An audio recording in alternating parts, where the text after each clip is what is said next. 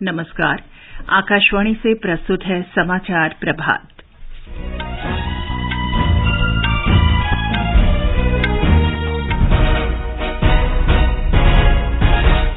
भारत का रक्षा निर्यात 2016-17 के मुकाबले 10 गुना से अधिक बढ़ा। प्रधानमंत्री मोदी ने इसे देश की प्रतिभा और मेक इन इंडिया के प्रति उत्साह की स्पष्ट अभिव्यक्ति बताया। केंद्रीय गृह मंत्री अमित शाह आज बिहार के नवादा जिले के हिसुआ में एक जनसभा को संबोधित करेंगे। मार्च में जीएसटी संग्रह 13% बढ़कर 1,60,000 करोड़ रुपए हो गया, जो अब तक का दूसरा सर्वाधिक संग्रह है।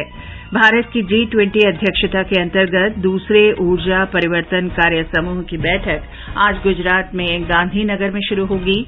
Madrid Spain masters badminton tournament के फाइनल में पीवी सिंधु इंडोनेशिया की ग्रेगोरिया मारिस्का तुंजुंग से खेलेंगी और आईपीएल क्रिकेट में लखनऊ सुपर जायंट्स ने दिल्ली कैपिटल्स को 50 रन से हराया।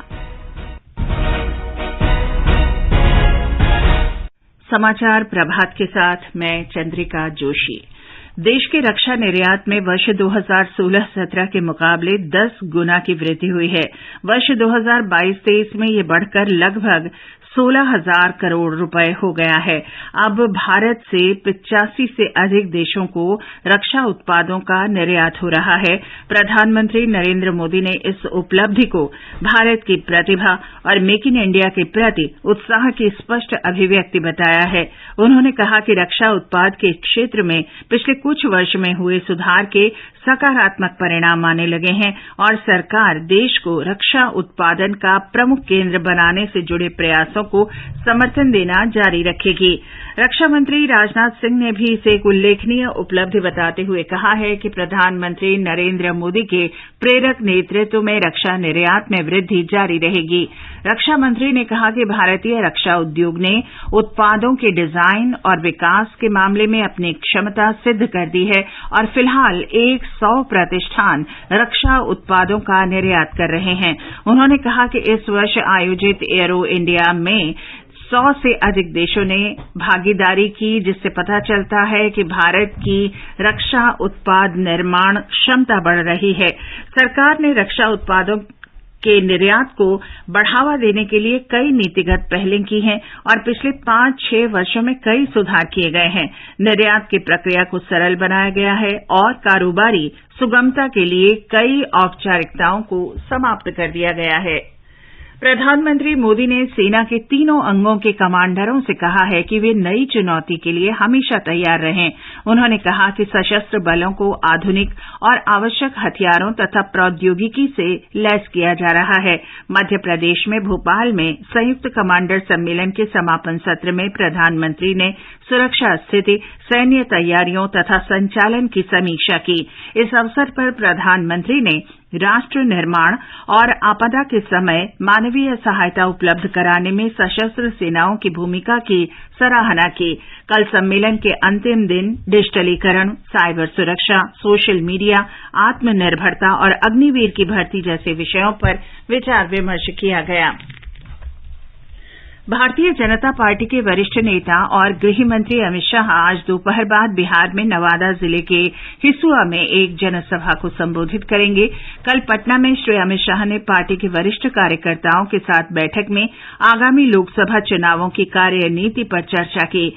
बिहार भाजपा के अध्यक्ष सम्राट चौधरी ने बताया कि अमित शाह का रोहतास जिले में सासाराम का दौरा रद्द कर दिया गया है। उनका पटना में सशस्त्र सीमा बल भवन के शिलान्यास का कार्यक्रम भी अपरिहार्य कारणों से रद्द किया गया है। गृह मंत्री के कार्यक्रम को देखते हुए सुरक्षा के कड़े प्रबंध किए गए हैं। गृह मंत्री ने कल मिजोरम की राजधानी आइजोल में 2,415 करोड़ रुपए की विभिन्न परियोजनाओं का उद्घाटन और शिलान्यास किया। उन्होंने पूर्वोत्तर में हिंसा में शामिल उग्रवादी गुटों से मुख्य धारा में शामिल होकर लोकतांत्रिक प्रक्रिया का हिस्सा बनने और देश तथा क्षेत्र के विकास में योगदान की अपील की। एक जमाने में नॉर्थ ईस्ट में उग्रवादी समूहों द्वारा हिंसा थी, रेड, रोड और हवाई संपर्क की कमी थी और डेवलपमेंट का नामो निशान नहीं। और पिछले 9 साल में मोदी जी के प्रयास से, भारत सरकार के प्रयास से और नॉर्थ ईस्ट की जनता के सहयोग से पूर्वोत्तर में हम शांति ला पाए हैं, कनेक्टिविटी बढ़ाई है। ये समाचार आकाशवाणी से प्रसारित किए जा रहे हैं। समाचार प्रभात में आपका फिर स्वागत है। भारत की G20 अध्यक्षता के अंतर्गत दूसरे ऊर्जा परिवर्तन कार्य समूह की बैठक आज से गुजरात में गांधीनगर में होगी। 3 दिवसीय बैठक में G20 सदस्य देशों, विशेष आमंत्रित देशों और अंतर्राष्ट्रीय संगठनों का प्रतिनिधित्व करने वाले 100 से अधिक प्रतिनिधि भाग लेंगे। हमारे संवाददाता ने बताया है कि बैठक के दौरान ऊर्जा परिवर्तन से जुड़े मुद्दों पर विस्तृत विचार विमर्श होगा। 3 दिनों तक चलने वाली इस बैठक के दौरान वैश्विक हरित हाइड्रोजन इकोसिस्टम और ऊर्जा अंतरण को बढ़ावा देने के प्रति अक्षय ऊर्जा आपूर्ति श्रृंखला पर भी कार्यक्रम आयोजित किए जाएंगे। इन कार्यक्रमों के जरिए अपनाए गए सफल पहलों पर प्रतिनिधियों द्वारा बेहतर अनुभवों को साझा किया जाएगा, ताकि इन पहलों को उभरती अर्थव्यवस्थाओं में भी दर्शाया जा सके। इसके अलावा बैठक में भाग ले रहे प्रतिनिधियों को गिफ्ट सिटी, दांडी कुटीर और मोढेरा सूर्य मंदिर के दौरे पर भी ले जाया जाएगा। साथ ही विदेशी मेहमानों को गुजरात की समृद्ध सांस्कृतिक विरासत को भी देखने का मौका मिलेगा। आनंद कुमार, आकाशवाणी समाचार, गांधीनगर। त्रिपुरा में हरित भविष्य के लिए स्वच्छ ऊर्जा थीम पर G20 की पहली बैठक सोमवार से शुरू होगी। अपानिया अंतर्राष्ट्रीय मेला मैदान में आयोजित 2 दिन की बैठक के लिए पूरे राज्य में दीवारों पर सुंदर चित्रकारी की गई है। महाराजा वीर विक्रम हवाई अड्डे से लेकर सर्किट हाउस तक सड़क के दोनों ओर राज्य की समृद्ध सांस्कृतिक विरासत को चित्रों के माध्यम से दर्शाया गया है। मार्च 2023 में वस्तु और सेवा कर से प्राप्त राजस्व 1.6 लाख करोड़ रुपए का रहा, जो पिछले वर्ष की इसी अवधि से 13% अधिक है। वित्त मंत्रालय के अनुसार वस्तु और सेवा कर लागू होने के बाद से चालू वित्त वर्ष में चौथी बार कर संग्रह 1.5 लाख करोड़ रुपए से अधिक हुआ है। वाणिज्य और उद्योग मंत्री पीयूष गोयल ने सरकारी विपणन पोर्टल जेम की सराहना करते हुए कहा है कि वर्ष 2022-23 में इसके जरिए 2 लाख करोड़ रुपए से अधिक का कारोबार किया गया। उन्होंने मुंबई में कहा कि प्रधानमंत्री मोदी के नेतृत्व में देश आधुनिक टेक्नोलॉजी के जरिए तेजी से आगे बढ़ रहा है। श्री पीयूष गोयल ने जेम पोर्टल से जुड़े क्रेता और विक्रेताओं को बधाई देते हुए कहा कि उनके सहयोग से ये ऐतिहासिक उपलब्धि हासिल की गई है। उन्होंने कहा कि प्रधानमंत्री चाहते हैं कि सभी सरकारी विभाग उच्च स्तर की विश्वसनीयता और पारदर्शिता से देश के दूर दराज के लोगों और महिला उद्यमियों तक अपनी सुविधा प्रदान करें। सूचना और प्रसारण मंत्री अनुराग सिंह ठाकुर आज महाराष्ट्र में नागपुर में लोकमत मीडिया समूह के राष्ट्रीय सम्मेलन को संबोधित करेंगे। क्या भारतीय मीडिया पूर्णतः एकपक्षीय है, इस विषय पर वे अपने विचार रखेंगे। श्री अनुराग ठाकुर नागपुर के लोकमत भवन में लोकमत अखबार के इतिहास को दर्शाने वाली एक पेंटिंग का भी विमोचन करेंगे। एक दिन का ये सम्मेलन स्वतंत्रता सेनानी और लोकमत मीडिया समूह के संस्थापक संपादक जवाहर लाल जी दारडा की 100वीं जयंती पर आयोजित किया जा रहा है। सम्मेलन में देश के प्रमुख मीडिया घरानों के संपादकों के साथ महाराष्ट्र के विदर्भ क्षेत्र से भी बड़ी संख्या में पत्रकार शामिल होंगे। और अब सुनिए आकाशवाणी के लोकप्रिय कार्यक्रम प्रधानमंत्री की मन की बात पर आधारित विशेष श्रृंखला। आज की कड़ी का विषय है छठ महापर्व।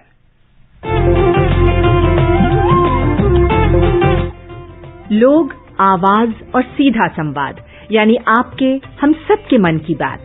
जी हां, ऐसे ही करोड़ों लोगों से जुड़ जाते हैं हमारे प्रधानमंत्री हर महीने मन की बात कार्यक्रम के साथ। आकाशवाणी पर यह सिलसिला अप्रैल में 100वीं कड़ी के साथ जारी रहेगा। इस विशेष मौके पर मन की बात कार्यक्रम से प्रधानमंत्री के चुनिंदा संबोधनों को फिर प्रस्तुत किया जा रहा है। इस विशेष कार्यक्रम की 37वीं कड़ी में प्रस्तुत है प्रधानमंत्री के छठ पर्व पर विचार, जिसे उन्होंने मन की बात कार्यक्रम में जाहिर किया है। मन की बात कार्यक्रम में प्रधानमंत्री नरेंद्र मोदी ने हर बार सामयिक, सामाजिक और सांस्कृतिक मुद्दों पर न सिर्फ चर्चा की, बल्कि उनके जरिए देश को संदेश भी देने की कामयाब कोशिश की है। साल 2017 के अक्टूबर में मन की बात कार्यक्रम के दौरान सूर्य पूजा का महापर्व छठ नजदीक था। प्रधानमंत्री ने 29 अक्टूबर को प्रसारित मन की बात कार्यक्रम में सूर्य उपासना के जरिए देश को संदेश दिया, स्वच्छता का संदेश। सूर्य और जल महापर्व छठ की उपासना के केंद्र में है, तो बांस और मिट्टी से बने बर्तन और कंदमूल इनकी पूजन विधि से जुड़ी अभिन्न सामग्रियां हैं। आस्था के इस महापर्व में उगते सूर्य की उपासना और डूबते सूर्य की पूजा का संदेश अद्वितीय संस्कार से परिपूर्ण है। दुनिया तो उगने वालों को पूजने में लगी रहती है, लेकिन छठ पूजा हमें उनकी आराधना करने का भी संस्कार देती है, जिनका डूबना भी प्रायः निश्चित है। हमारे जीवन में स्वच्छता के महत्व की अभिव्यक्ति भी इस त्योहार में समाई हुई है।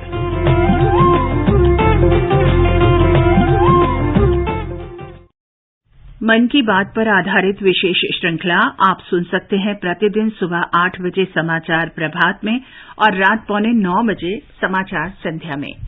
उत्तर प्रदेश सरकार राज्य में हाल में वर्षा और ओलावृष्टि से फसलों को हुए नुकसान के लिए किसानों को मुआवजा देगी। मुख्यमंत्री योगी आदित्यनाथ ने कल अधिकारियों को शीघ्रता से सर्वेक्षण के आदेश दिए। राज्य में पिछले 15 से 20 दिनों में कई बार बेमौसम वर्षा और ओलावृष्टि से गेहूं, सरसों और कई अन्य फसलों को नुकसान पहुंचा है। राज्य में पिछले कुछ दिनों में खराब मौसम के कारण 1 लाख से अधिक किसान प्रभावित हुए हैं और 7 लोगों की मौत हुई है। सरकार किसानों को 56 करोड़ 38 लाख रुपए का मुआवजा देगी।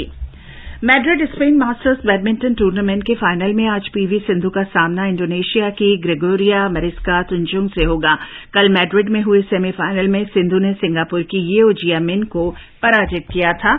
आईपीएल क्रिकेट टूर्नामेंट में आज हैदराबाद में राजस्थान रॉयल्स का मुकाबला सनराइजर्स हैदराबाद से और बेंगलुरु में मुंबई इंडियंस का सामना रॉयल चैलेंजर्स बैंगलोर से होगा। कल लखनऊ सुपर जायंट्स ने दिल्ली कैपिटल्स को 50 रन से और पंजाब किंग्स ने कोलकाता नाइट राइडर्स को 7 रन से पराजित किया। वित्त मंत्रालय ने महिला सम्मान बचत प्रमाण पत्र योजना के लिए अधिसूचना जारी कर दी है। योजना में आंशिक निकासी विकल्प के साथ 7.5% की निश्चित ब्याज दर पर 2 वर्ष के लिए महिलाओं को अधिकतम 2 लाख रुपए तक की जमा सुविधा मिलेगी। और अब आज के समाचार पत्रों की सुर्खियों के साथ हैं निखिल कुमार। धन्यवाद चंद्रिका। मध्य प्रदेश की पहली और देश की 11वीं वंदे भारत एक्सप्रेस रेलगाड़ी को कल रवाना किए जाने को कई अखबारों ने महत्व दिया है। हरिभूमि ने लिखा है, पीएम की दूरगामी सोच से स्टेशन बदले शानदार स्टेशनों में। अखबारों ने साथ ही लिखा है, शीर्ष कमांडरों के सम्मेलन में प्रधानमंत्री ने कहा कि नए और उभरते खतरों से निपटने के लिए तैयार रहे सेना। कहा, देश की प्रतिभा के कारण रक्षा निर्यात में रिकॉर्ड बढ़ोतरी हुई है। मार्च महीने में दूसरा सर्वाधिक जीएसटी संग्रह होने को हिंदुस्तान, अमर उजाला, दैनिक ट्रिब्यून और हरिभूमि ने विस्तार से दिया है। कोविड मामलों में बढ़ोतरी पर पहले पन्ने पर अखबारों में खबर दी गई है। राष्ट्रीय सहारा ने लिखा है, 2994 मामले, एक दिन में 9 मौतें। मौसम के बारे में आज लगभग सभी अखबारों ने विस्तार से अनुमान और जानकारी दी है। नव भारत टाइम्स ने मौसम के रंग शीर्षक से अनुमान दिया है, 15 अप्रैल तक राहत, फिर जून तक तेज गर्मी। देशबंधु ने बॉक्स में लिखा है, गर्मी में सर्दी का एहसास, लगातार चौथे दिन भी दिल्ली एनसीआर में बारिश। राष्ट्रीय सहारा लिखता है, अगले 3 महीने तैयार रहिए भीषण गर्मी के लिए। जनसत्ता और राजस्थान पत्रिका ने सौगात शीर्षक से खबर दी है, भारत को करीब 10 करोड़ कीमत में 15 बेशकीमती मूर्तियां लौटाएगा अमरीकी संग्रहालय। दैनिक ट्रिब्यून की खबर है, सुप्रीम कोर्ट ने कहा, जेलों में भीड़ ज्यादा, मुकदमों की तेज सुनवाई सुनिश्चित करें अदालतें। जनसत्ता पहले पन्ने पर लिखता है, 4 धाम यात्रा में केदारनाथ हवाई सेवा के लिए टिकटों की ऑनलाइन बुकिंग 6 अप्रैल से। हिंदुस्तान ने लिखा है, वाहनों के फिटनेस के लिए ऑनलाइन आवेदन के बाद ग्रीन कार्ड जारी होगा। और अंत में मुख्य समाचार एक बार फिर। भारत का रक्षा निर्यात 2016-17 के मुकाबले 10 गुना से अधिक बढ़ा। प्रधानमंत्री ने इसे देश की प्रतिभा और मेक इन इंडिया के प्रति उत्साह की स्पष्ट अभिव्यक्ति बताया।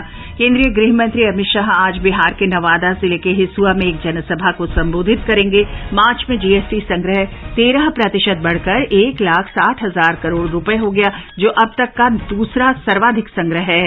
भारत की G20 अध्यक्षता के अंतर्गत दूसरे ऊर्जा परिवर्तन कार्य समूह की बैठक आज गुजरात के गांधीनगर में शुरू होगी और Madrid Spain masters badminton tournament के फाइनल में पीवी सिंधु इंडोनेशिया की ग्रेगोरिया मरिस्का तुंजुंग के साथ खेलेंगी। इसके साथ ही समाचार प्रभात का ये अंक समाप्त हुआ। नमस्कार।